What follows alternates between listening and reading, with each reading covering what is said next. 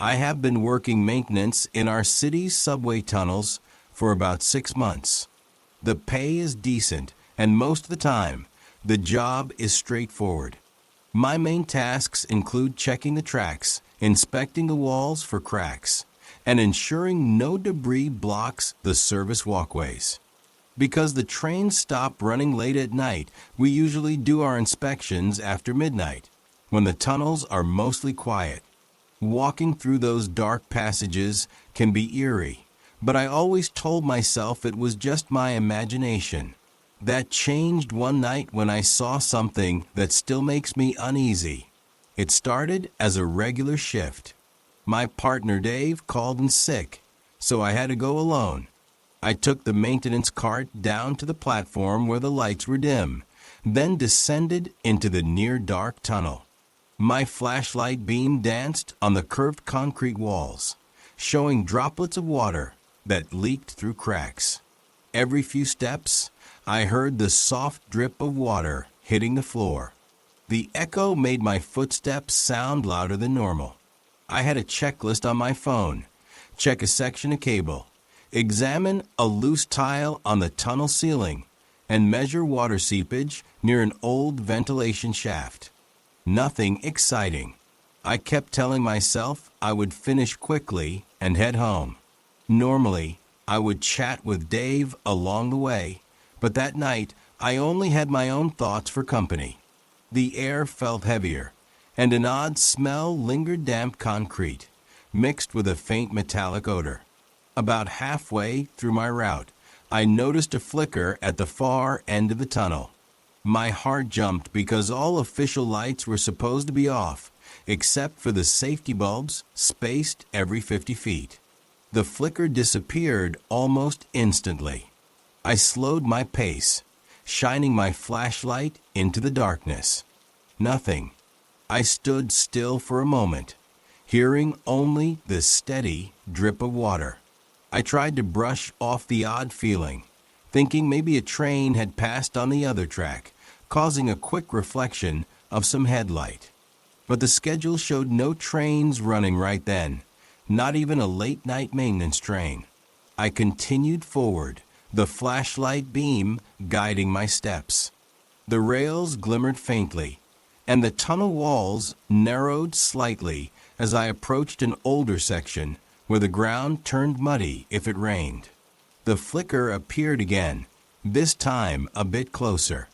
It was as if something white flitted across the corner of my vision like a piece of cloth or a flash of light. Again, it vanished, leaving me startled. I called out, "Hello? Anyone there?" My voice echoed, bouncing off the curved walls. No answer, just the soft echo fading away. Goosebumps rose on my arms. I reminded myself that nobody was supposed to be down here, besides official workers. If it had been a fellow maintenance worker, they would have had a headlamp or a vest with reflective strips. I took a few slow steps, scanning the tunnel from side to side. Water dripped from a pipe overhead, splattering onto the grit below. I exhaled, half expecting something to jump out, but all remained still. I reached the muddy patch, where water pooled along the edges of the track. My flashlight revealed footprints embedded in the wet dirt. I paused, heart pounding. These were fresh footprints, the shape of a shoe sole. They were smaller than my footprints, and they led deeper into the tunnel. I knelt down to get a better look.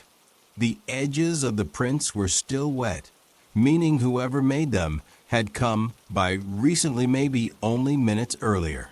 A chill traveled through my spine. If someone was here, they were either trespassing or playing some strange prank. I followed the footprints, step by step, checking behind me every few seconds. The heavy silence pressed on my ears.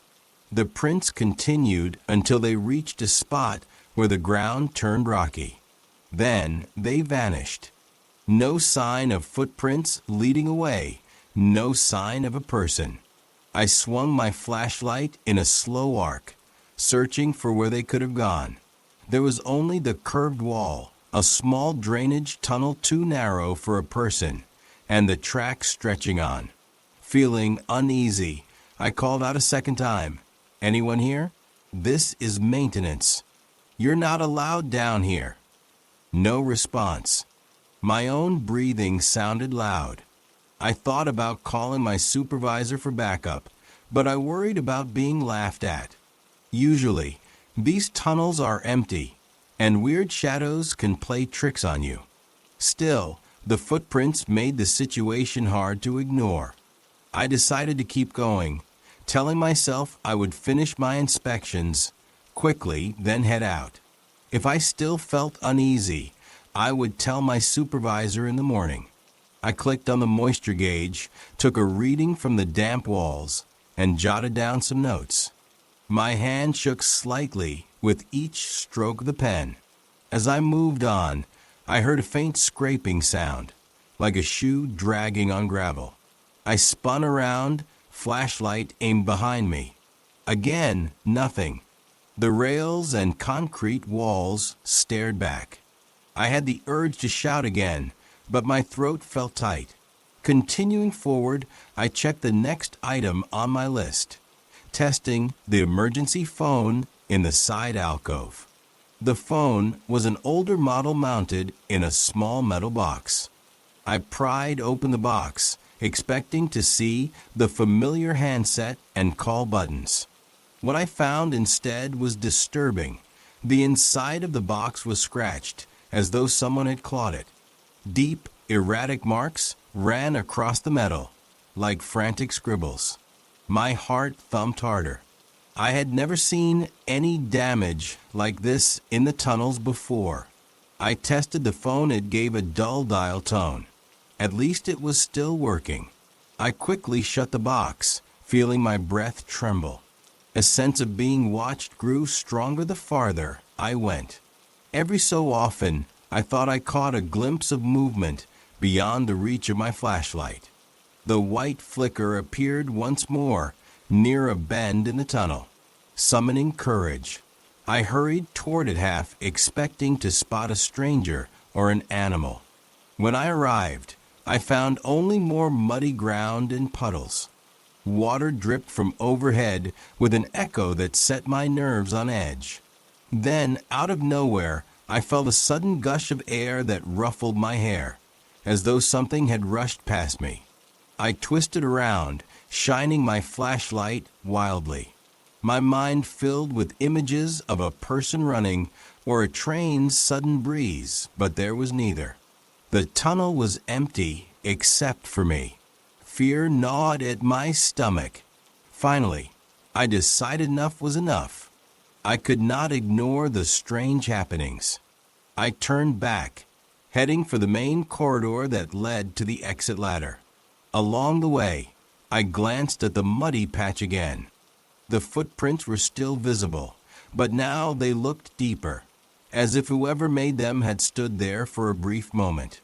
Worse still, near them, I saw a second set of prints facing the first ones, almost like two people had met there. The second prints were faint, like the edges had crumbled or dissolved in the mud. My mouth went dry. It took all my willpower not to flee in a full sprint. I forced myself to keep a steady pace, shining the flashlight carefully. The tunnel air felt colder than before. Each drop of water hitting the ground echoed, too, loudly. My footsteps seemed to echo with an extra beat, as if someone walked right behind me. I did not dare check. Instead, I clenched my jaw and walked faster. When I reached the exit ladder, I scrambled up without looking back. My heart pounded so fiercely I could feel it in my temples. Crawling onto the platform, I slammed the heavy metal grate behind me. The overhead station lights, though dim, felt like a blessing after that suffocating darkness. I sank onto a nearby bench, taking deep breaths and wiping sweat from my forehead. I reported what I saw to the night supervisor, but I left out the part about seeing a flicker. I only mentioned finding footprints and hearing odd noises. He seemed unimpressed, muttering something about teens sneaking in. Yet I knew nobody could easily get into that area without a key, and the security cameras at the entrances showed no trespassers that night. I kept my theory to myself, not wanting to be laughed at. Ever since that evening, I feel a tightness in my chest whenever I step into the tunnels. Dave sometimes jokes about ghost trains if I mention strange sounds. But deep down, I suspect something truly unusual lingers in the old sections. Maybe it's an echo of someone who once got lost down there, or maybe just a shadow of the past trapped in the damp walls.